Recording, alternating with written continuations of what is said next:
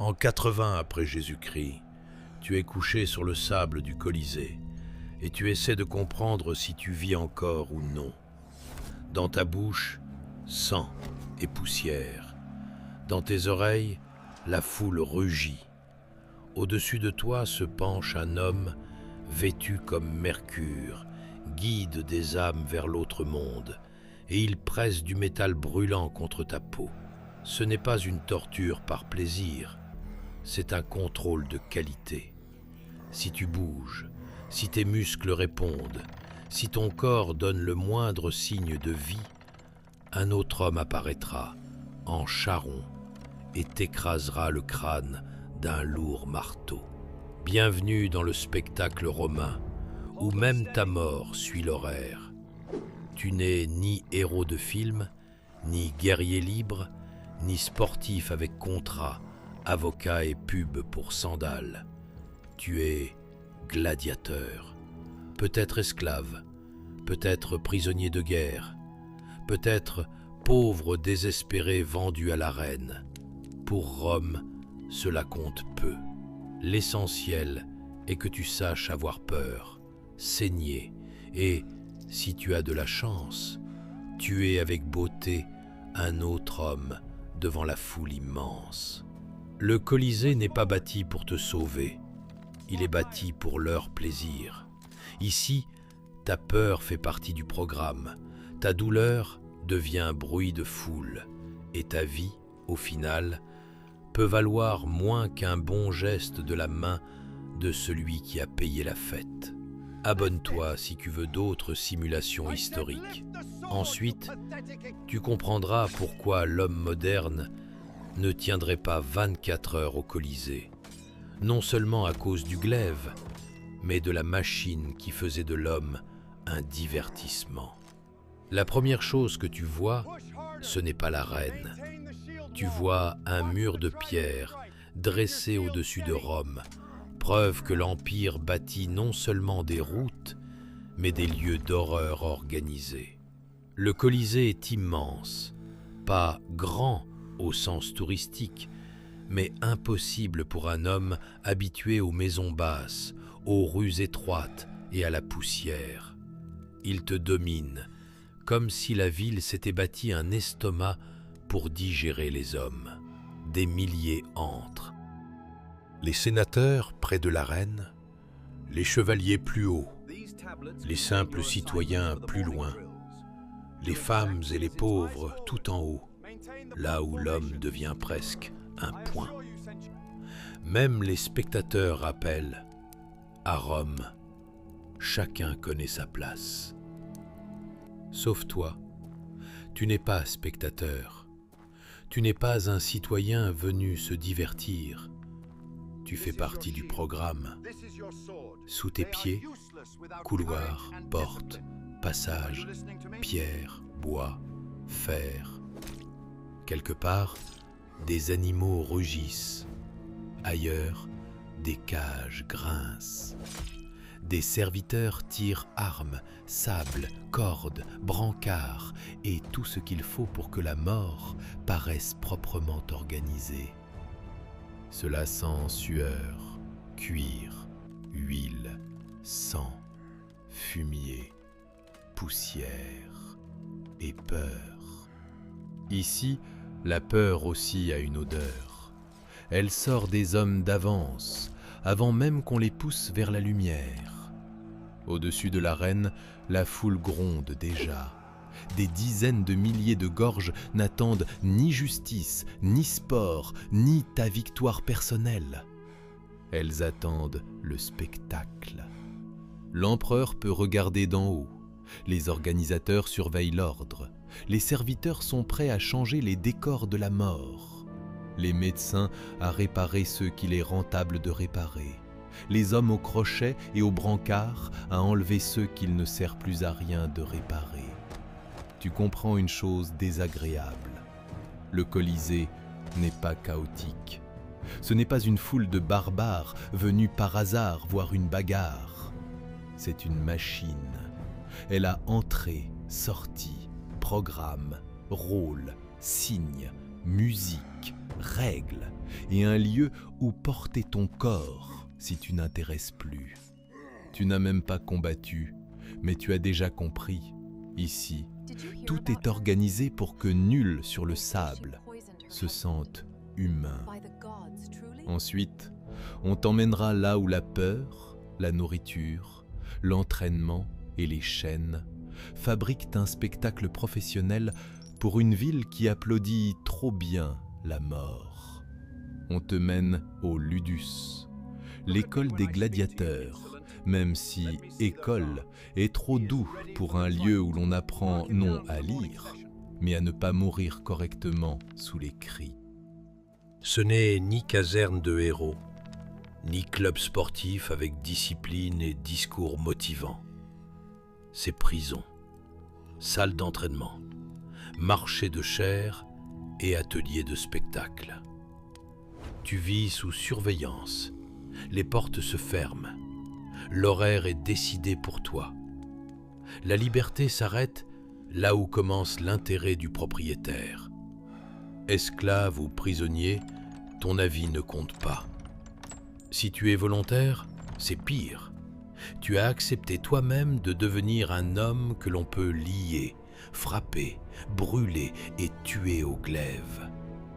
Belle carrière, si l'autre choix était la faim ou les dettes. La journée ne commence pas par un regard de héros dans un miroir de bronze. Elle commence par la nourriture. Si tu imaginais un steak sanglant pour vrais guerriers, Rome te décevra. On te nourrit de bouillie, d'orge, de fèves, parfois de fruits secs, d'une nourriture lourde qui doit remplir le corps d'énergie et de masse. On pouvait appeler les gladiateurs mangeurs d'orge, et ce n'est pas un hasard. On ne t'engraisse pas pour être beau. On te prépare comme un animal cher qui doit encaisser un coup. La graisse sur le corps n'est pas une honte, c'est une protection. Le spectateur moderne veut un combattant sec, sculpté. La vraie arène a besoin d'un homme qui ne tombe pas après une coupure légère. Cette graisse absorbe un coup léger, donne du sang au spectacle et t'empêche de mourir trop vite. Même ton régime est calculé pour te rendre plus spectaculaire quand on te coupe. Puis l'entraînement. Le glaive en bois est plus lourd que le vrai. Le bouclier plus lourd que celui du combat. Les bras lâchent, les épaules brûlent, les paumes s'arrachent. On t'apprend à répéter sans fin, jusqu'à ce que le corps obéisse avant la peur. Car dans l'arène, la panique tue plus vite que l'acier. Si tu te figes une seconde, si tu recules mal, si tu lèves le bouclier un instant trop tard, le public aura une belle fin, et toi, du fer au ventre. On ne t'apprend pas à te battre n'importe comment, mais à tenir un rôle. Chaque type de gladiateur a son style, ses faiblesses, son image. Tu n'es pas seulement un homme armé, tu es un personnage dans ce théâtre sanglant. L'un est rapide et presque sans armure, l'autre lourd, avec grand bouclier et casque où l'on respire mal. L'un chasse au filet, l'autre doit ressembler à une muraille avec un glaive. Tous, toi compris, existent pour une seule chose, que le combat soit clair, tendu, beau pour ceux d'en haut. Parfois, on te soigne, pas parce qu'on t'aime, parce que tu vaux de l'argent.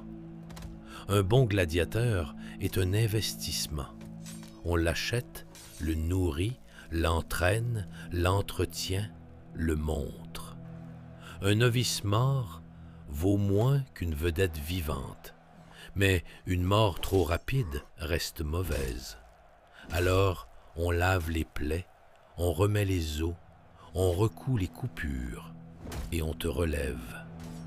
Le soin paraît presque humain jusqu'à ce que tu comprennes, on te répare pour te renvoyer cassé. La nuit est pire. Le jour, la douleur se cache dans le mouvement. La nuit, elle revient dans les épaules, les genoux, les doigts, les côtes. Tu entends respirer les autres combattants et comprends que certains seront bientôt face à toi. Tu as mangé la même bouillie, combattu près d'eux, vu leur fatigue et leur peur. Puis, l'un de vous devra faire de l'autre une partie du programme. Tu croyais que l'épreuve commencerait sur le sable, sous soleil et cris. Mais l'arène commence bien avant, dans le bol d'orge, le glaive de bois, la porte fermée et l'idée qu'on ne t'entraîne pas à survivre, mais à mourir en professionnel.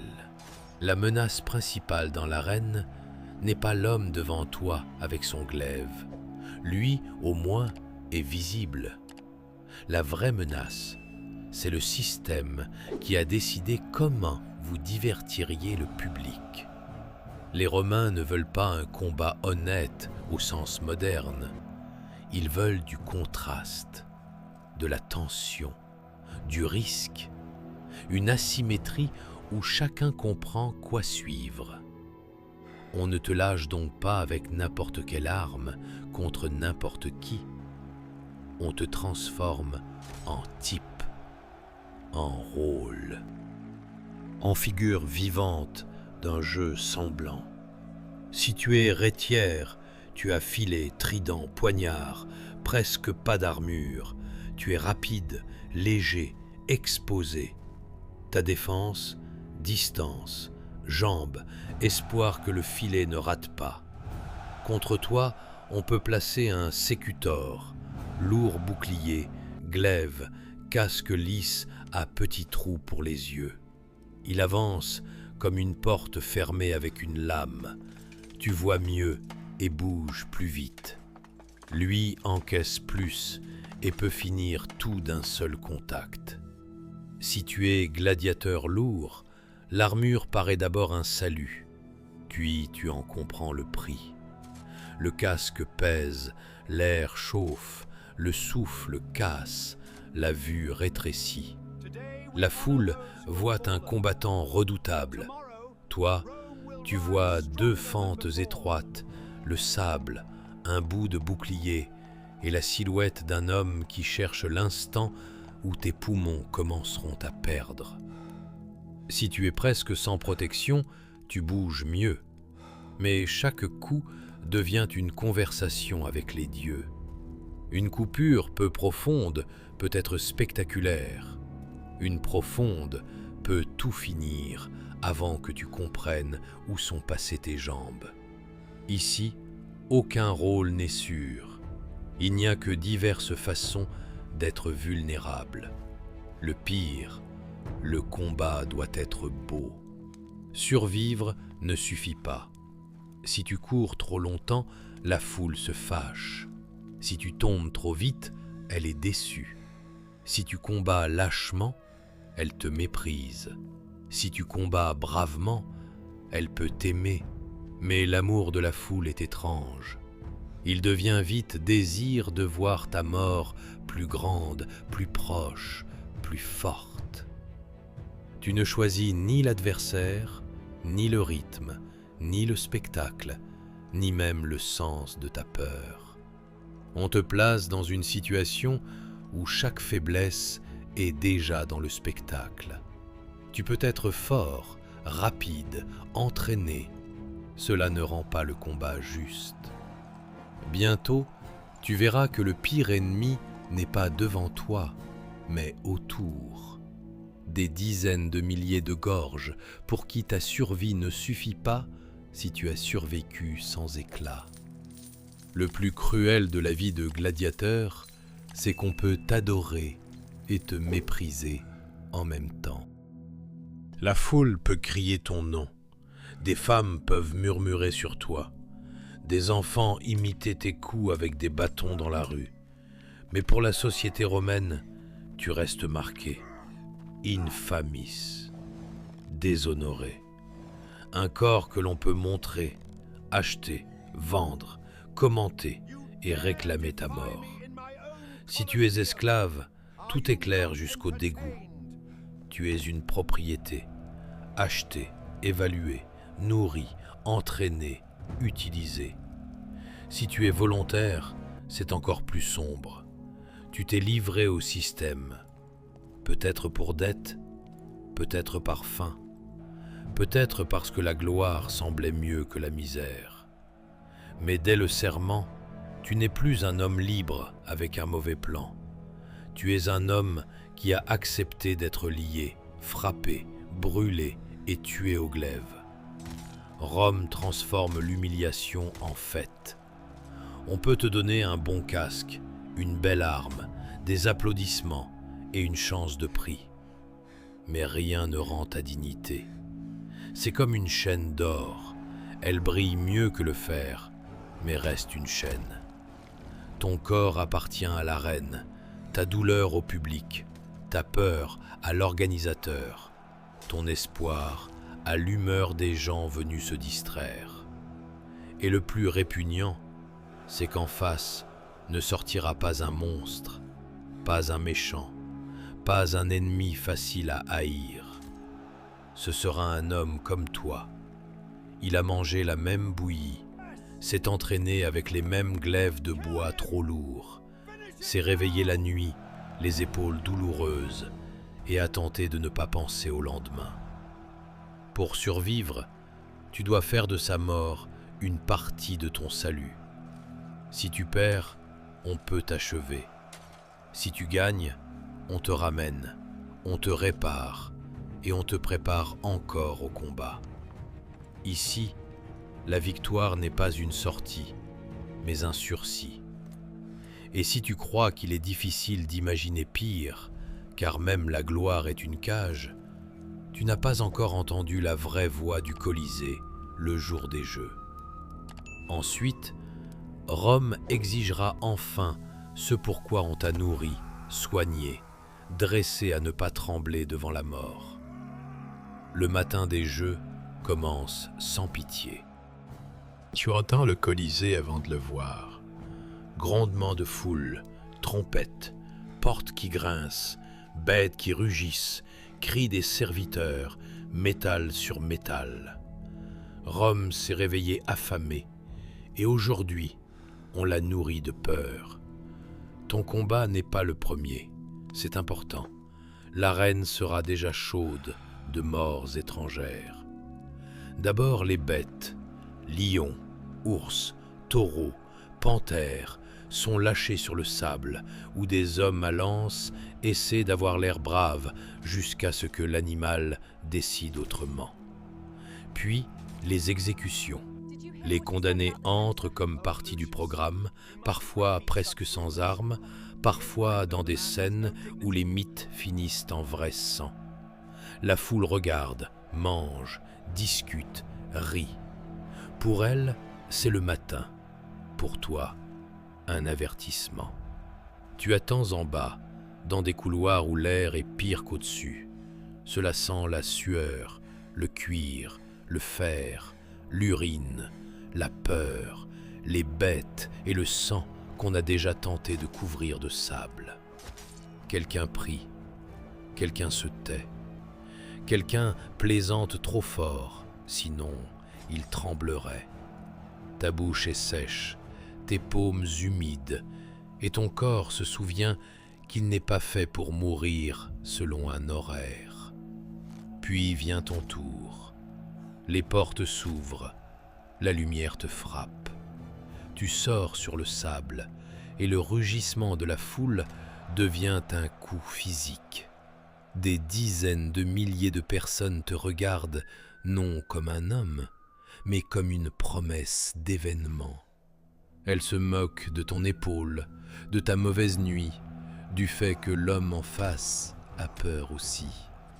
Elles veulent que la peur devienne mouvement, le mouvement sang et le sang divertissement.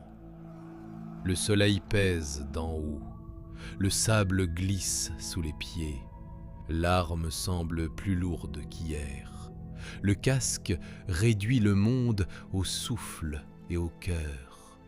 Tu n'entends plus tes pensées, mais ton corps. Inspiration, pas, bouclier, métal, cri. L'adversaire approche, et tout ce qu'on t'a appris devient soudain soit salut, soit belle théorie qui va mourir avec toi. Le premier coup, tu le comprends à peine, seulement le son, puis la douleur. Puis la chaleur du sang sous la sangle. La foule rugit plus fort, car le spectacle a commencé. Tu recules, mais pas trop loin, pas trop lentement, pas trop lâchement. Même ta peur doit être spectaculaire. Puis, à un moment, le corps se trompe, le pied glisse, le bouclier tombe un instant, l'air se termine avant le combat. Tu tombes sur le sable et tu comprends que le pire n'est pas le coup qui t'a renversé. Le plus terrible commencera après la chute, quand ta vie n'appartiendra même plus à ton corps. Ensuite, décideront ceux venus non pour te sauver, mais pour voir avec quelle beauté tu implores. Tu es couché sur le sable, et pour la première fois du jour, le Colisée devient presque muet. Non parce que la foule s'est tue, elle rugit, discute, exige, rit, mais ton ouïe tombe dans ton corps.